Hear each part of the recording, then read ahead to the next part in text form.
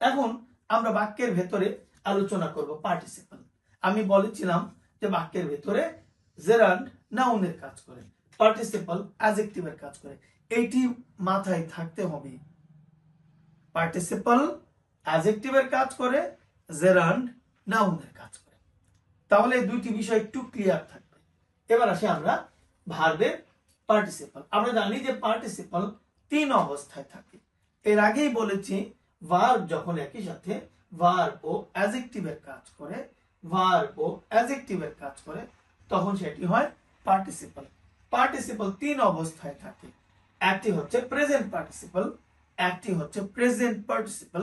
Present participle মানে ভার্বের present ফর্মের সাথে আইএনজি, এবং এটি চলমান বোঝায়। যখন আমরা কোন একটি কাজকে চলমান বোঝাবো, চলমান কোন কাজ বোঝাবো, অবস্থা বোঝাবো, আমরা তখন আইএনজি ব্যবহার করে থাকি। তারপরে আছে পাস্ট পার্টিসিপল। ভার্বের পাস্ট পার্টিসিপলকে আমরা সচরাচর V3 বলে থাকি।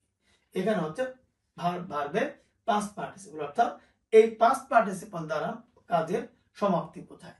যখন আমরা কোনো কাজের সমাপ্তি প্রকাশ করতে বোঝাবো, তখন আমরা পাস্ট পার্টিসিপল ব্যবহার করব।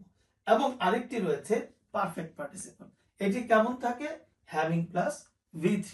এবার আমরা স্পষ্ট করব একটি উদাহরণ দিয়ে পার্টিসিপল বাক্যের ভেতরে কিভাবে থাকে। এই পার্টিসিপলের উদাহরণের মাধ্যমে আমরা আজকের এই লেসনের সমাপ্তি ঘোষণা করব। আসুন তাহলে এবার দেখি পার্টিসিপল বাক্যের ভেতরে কিভাবে থাকে। Present participle. প্রেজেন্ট পার্টিসিপল চলমান কাজকে বোঝায়। I saw A flying bird. আমি একটি পাখি দেখেছিলাম। এখন এই সেন্টেন্সের ভেতরে দেখেন, এই ফ্লাইং বার্ড নাউনের কথা বলছে। আমরা সবাই জানি নাউনের দোষ, গুণ, অবস্থা, সংখ্যা, পরিমাণ বা নাউনের কথা বললে আমরা তাকে বলি অ্যাডজেক্টিভ। তাহলে এখানে ফ্লাইং বার্ড নাউনের কথা বলেছে। বার্ড কি অবস্থায় আছে? উড়ন্ত অবস্থায় আছে, ফ্লাইং অবস্থায় আছে। তাহলে এখানে ফ্লাইং হচ্ছে অ্যাডজেক্টিভ। তাহলে এই জায়গায় ফ্লাইং মানে উড়া, কাজ করা, একটা অ্যাকশন, পাশাপাশি নাউনের কথা বলে সে অ্যাডজেক্টিভ হচ্ছে। তাহলে ফ্লাইং এখানে ভার্ব এবং অ্যাডজেক্টিভ, এই কারণে এটি হচ্ছে পার্টিসিপল। এবং পাখিটি উড়ন্ত অবস্থায় চলমান, এই কারণে এটি হচ্ছে প্রেজেন্ট পার্টিসিপল। এবার আসছি পাস্ট পার্টিসিপল, কাজের সমাপ্তি বোঝাবে। This is a broken chair. Broken chair. এখন ব্রোকেন চেয়ার মানে কি? চেয়ারটি ভাঙা। তাহলে চেয়ার কি অবস্থায় আছে? ভাঙছে না ভেঙে গেছে? চেয়ারটি ভেঙে গেছে। ভার্ব দিয়ে কাজের সমাপ্তি বোঝাচ্ছে, সেটি হচ্ছে ভার্বের পাস্ট পার্টিসিপল। তো ভার্বের পাস্ট পার্টিসিপল হওয়ার কারণে আমরা এখানে ব্রেক থেকে ব্রোকেন বলছি। এটি চেয়ার নাউনের কথা বলে এটি অ্যাডজেক্টিভের কাজ করছে এবং নিজে একটি ভার্ব। তো ভার্ব যখন অ্যাডজেক্টিভের কাজ করে সেই হিসেবে পার্টিসিপল, এবং কাজের সমাপ্তি তাই পাস্ট পার্টিসিপল।